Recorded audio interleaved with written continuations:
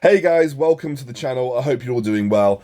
Before we get into it, because this video is going to be about artifacts, I'm going to go through each artifact in depth, talk about why it's useful, and maybe show you some examples of those artifacts in use, and how they can be used at like high level stages as well.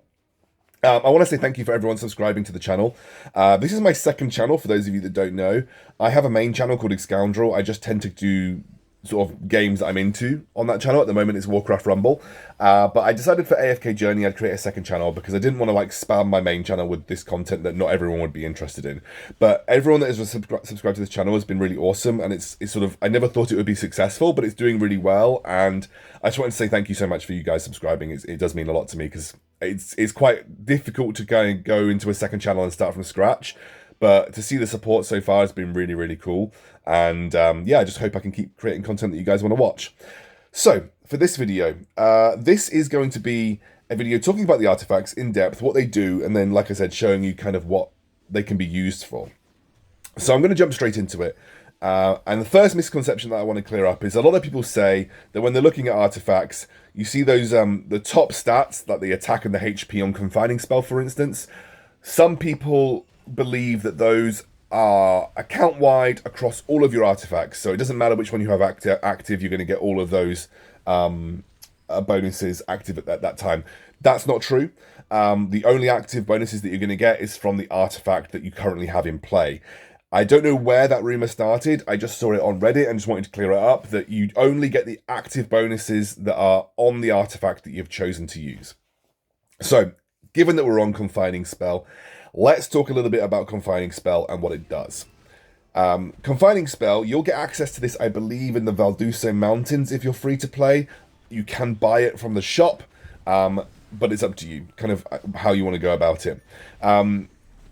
What this is useful for is every 3 seconds into the battle, you're going to deal magic damage equal to 25% of the team attack to 2 enemies in the backline every 12 seconds. So every 12 seconds, you're going to deal some damage to the units in the backline. Now, that might not seem like the big deal, but the big deal is actually the prison duration. So essentially, they're going to be unable to move or act for 1.5 seconds, and eventually, as you upgrade it, to 2.5 seconds. This might seem like a very short period of time, but what this is very good for is limiting backline DPS and limiting backline, and probably more important, energy generation.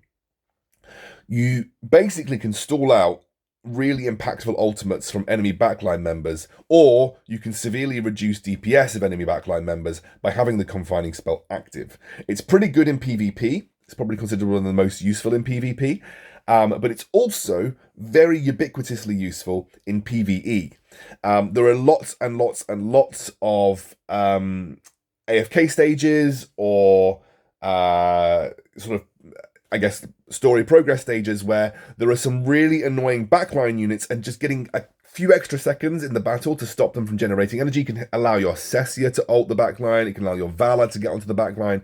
There's just those few seconds do really make a difference, and it is specifically about that energy generation stopping on the backline that is the most impactful.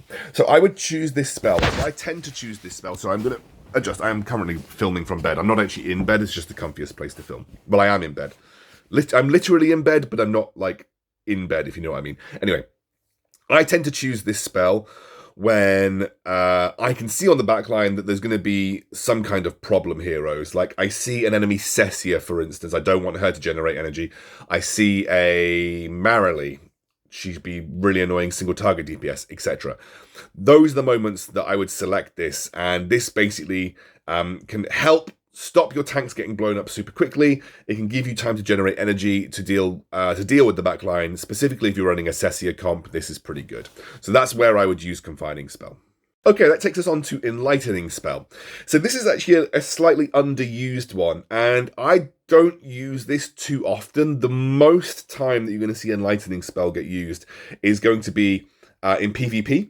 It is generally considered a counter to Confining spell, which to an extent it is. You know, you're basically cutting the effectiveness of Confining spell in half, and it is kind of supposed to be given to like a hyper carry. So in PvP, you'll often see Enlightening spell given to a Odie or a Valor, for instance, because You don't want them to get locked down. You would like them to get their energy as quickly as possible. And essentially, it gives them this ability to kind of avoid any CC. It's especially useful for PvP because obviously Valor, her ultimate stuns the sort of the rearmost enemy. So if you give them control immunity for the first 15 seconds, which is increased to 20 at level 10, you have a good chunk of time where that backline enemy is not going to get stunned, will generate energy as normal, and essentially can do hyper carry things where necessary. Now, I don't use this in PvE a lot. This is not particularly strong in PvE. The only time I might consider using this in PvE is if I know that the enemy has a way of dealing CC to my backline. But frankly, I would say it's less useful in PvE compared to some of the others. You are much more likely to see this in PvP because, as I said, it is kind of just a counter to Confining Shard. As obviously it reduces the effectiveness of that spell by 50% and also grants one of your hyper carries in PvP a massive attack speed bonus. So it's very good for that sense. But for the most part, you probably won't see this used frequently in PvE scenarios. This may, down the line, become more useful when we get more dedicated support in AFK Journey for hyper carries. Now, what do I mean by hyper carry? Usually, like, you build an entire composition around one DPS unit that's going to single-handedly carry you. There are a couple of examples of this already. So, for instance, Cessia can be considered a hyper carry through the majority of the mid and early game because she can basically carry levels by herself. As you get towards the late game, things like Odie or things like Marilee, they can be considered hyper carries because they have really high single target damage output. Marilee maybe not, but Odie, for instance, has an execute, and he can become a squad wiper as a hyper carry if you build around to support him. So there is a world where Enlightening spell becomes really useful when we have more dedicated hyper carry support. But right now, it doesn't really make sense with a lot of comps to run hyper carry supports. It's much better to run like a double DPS, double support like tank comp. But that is Enlightening spell, and again, like I said, much more frequently used in PvP than it is anywhere else. So Starshard spell. You'll unlock Starshard spell when I think it's in the Dark Forest. I think you unlock the Starshard spell kind of towards the end of the Dark Forest storyline. And essentially, it's quite simple. Every 4 times allied heroes cast their ultimate, there is a big wave that deals damage based on the target's current HP and also based on your team's attack. That wave also reduces the enemy target's attack speed for a little bit as well. And it gets better, and then also the level 10 upgrade is really insane. So the level 10 upgrade on Starshard spell means it's cast every 3 ultimates, which is absolutely nutty. And this probably has one of the best level 10 upgrades out of all of the artifacts, in my opinion. Now, this is a very useful spell. I've used this on some PvE encounters I'll go back to the beginning. Specifically, this is a boss spell. Starshard spell is pretty much used for progress on Dream Realm bosses and also on the dire bosses. I can't remember what it's called. What are they called? The invading bosses, whatever those things. Primal Lords, there we go. People use them on Primal Lords, and people also use them on Dream Realm bosses because it just massively increases your DPS output on the boss. So this is a very, very useful spell for those. However, I have also used this for a lot of PvE AFK stage encounters. Most useful, I've seen it on some of those crystal defense encounters. So that's during the story campaign. The most useful crystal defense encounter that I've used this on is the one where you have to defend the crystal in the middle and you can only put 2 units in front of it. This often helps burn through some of the higher HP targets, like the bears, that become very difficult for you to kill otherwise. But an incredibly useful spell. You'll find you're using this a lot. Very useful in PvE. Haven't seen it used as much in PvP, but mostly because PvP is not... You don't often get prolonged engagements in PvP. Often it's a race to who can use their ultimate first, so you'll often find that this isn't used as frequently in PvP. Even though you'll get one cast of it off, one cast might not be enough. Usually you get much greater effectiveness over the long fights, which is why this is used primarily on boss fights and primarily on Dream Realm fights, because you're going to get the maximum effectiveness out of it throughout that fight. All right, next one. Okay, so Awakening spell. This is the first one you get. So you get this as you log in. I think you get access to 2. I can't remember the 2 that you get access to, but Awakening spell is definitely one of them. And essentially, this heals the 3 weakest allies by a certain percentage of their HP every 10 seconds. And it might not seem like a lot, but actually that's all very well and good. The biggest bonus of the Awakening spell, though, is the fact that your team gets like plus 26, well, as you can see on level 9, plus 26% physical and magic defense, which is kind of crazy. It massively buffs the defensive capabilities of your team. Now, I think that this spell gets a little overlooked. I think that people tend to neglect it for some of the, I guess, more later unlock spells like Confining spell. But I really like Awakening spell. And specifically, I use Awakening spell when I have a backline that I want to protect and the enemy has got some kind of assassin. So like Sylvina. I use this, for those of you that know what I'm talking about, I use this for stage 699 on the AFK stage progression. So for those of you that don't know, I think it's AFK stage 699 has a triple Sylvina, including a mythic Sylvina, on the backline. So they instantly have 3 Sylvinas jump to your backline and blow you up. I tried everything, and it was this spell that got me through that level. So this spell massively decreased the burst damage that Sylvinas did to the backline that I was running, and then the healing allowed me to get through long enough with Smokey, Thorin, and Cessia to essentially burst through the Sylvinas and then get through the game. So this is a massively underrated spell. I would use this in situations where you want to protect your backline. If you're worried about frontline, this is not as important because there is, in my opinion, a better spell for frontline, which we'll talk about in a moment. But this is a great spell if you're worried about AoE damage on your team, you're worried about assassins dealing significant damage to your backline. The physical and magic defense that it provides you for like a team-wide physical and magic defense buff is very strong. So definitely consider this in stages where you feel like you're just getting burst down too quickly. This is when I would consider Awakening spell. If I just can't figure out a tactic and it just feels like my team is dying within the first few seconds and there's nothing I can do about it, I'll switch over to Awakening spell because that physical and magic defense plus the extra little bit of healing can be really just the absolute minute difference that you need to kind of get through some of these tougher levels. Ironwall spell. If you look at the Pridewind website on the artifact tier list, they will tell you this is the worst.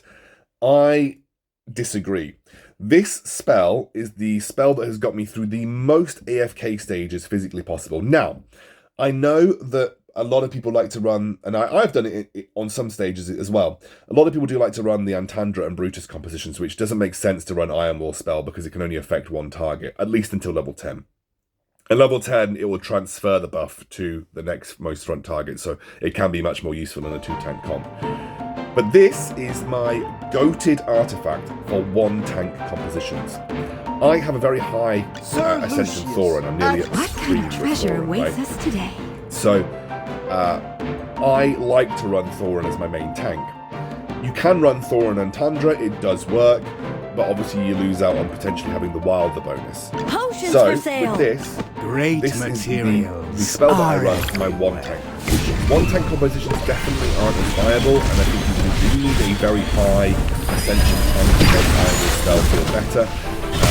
But with Thorin, this has been like absolutely goated for me in terms of getting through some of the more difficult AFK stages where I want to run like double support, double DPS. Because sometimes double support DPS is needed, so I run Rowan and Smokey, Valor and Cessia, and this is the spell that makes sure that my Thorin fire enough time.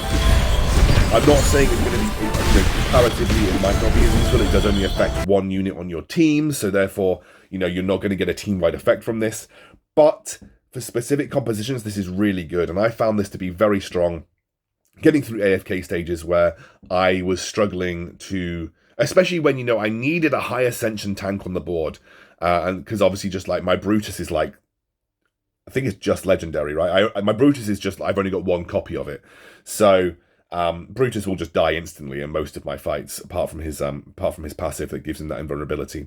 But nonetheless, I really rate Ironwall spell. It is specifically used when you're trying to run a 1-tank composition. Very good with Thorin. It's basically Thorin's best artifact that you can run with him.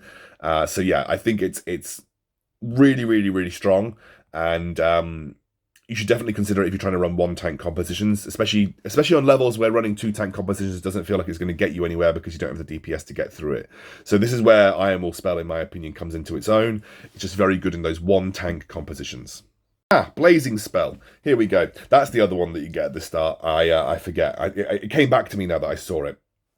So blazing spell shoots a fireball at the weakest enemy every 5 seconds, dealing a portion of the team's attack to that enemy. So, you know, it's pretty good. And then it also deals, like at level 10, it'll deal extra damage based on their missing HP. If there is one single target that you are struggling with and you need to blow up and you feel like this is the person that I've got to focus, this can be pretty good. For instance, I quite like this blazing spell with Valor.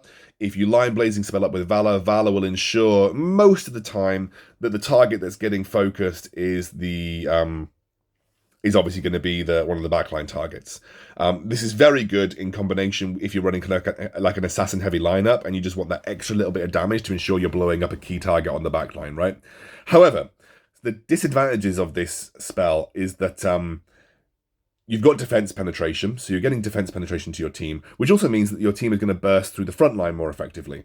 So you're going to be able to blowing up tanks. So you'll often find that sometimes you're going to be throwing this at the tanks on the front line, which can be a decent thing, but usually you're going to want to try and get this on someone important on the back line. I personally have used this spell the least out of all of the spells that I've got access to. Just because if I'm going for backline, I'd rather use Confining spell. If I'm going for frontline, I'm going to use Ironwall just to buy myself the time on my front line, or I'm going to use Awakening for the extra physical defense, or I'm going to use Starshard because Starshard burns through everybody at a decent rate. So I don't use this one that often. I probably should experiment with it more, but it has a lower physical and magic defense than my Awakening spell. And yes, the defense penetration can be nice, but I've just found this one to be the least useful out of the ones that I've got access to. And I think it's mostly used, again, like you said, if you're trying to blow up a single target, or if you're trying to burn through a frontline target much more quickly. Every 5 seconds is quite a lot. I think it's the fastest activating spell out of all of the spells. I think eventually when you get it to level 10, you get that extra damage based on missing HP, which is super strong because it can kind of then act as a secondary execute as well. But until level 10, I've just found it the weakest and haven't found that much use for it. But someone might tell me that they've had a really good time with this spell. But for me, I've just never really had never really felt the use compared to some of the other spells that I have access to. But nonetheless, definitely worth it if you are looking to burst through a frontline target more quickly, or you are going like an assassin heavy comp and you want to make sure you've got that extra little bit of damage to take down someone on the back line. But yeah, there you go. Hopefully that's been useful for you guys. I just thought I'd do that and kind of talk a little bit about each of the artifacts and where they're used. And hopefully it helps you guys use them in more effective scenarios. Thank you guys for bearing with the production quality now that I've been on holiday. It's a bit of a rubbish one, I know, but I appreciate you guys. Thank you.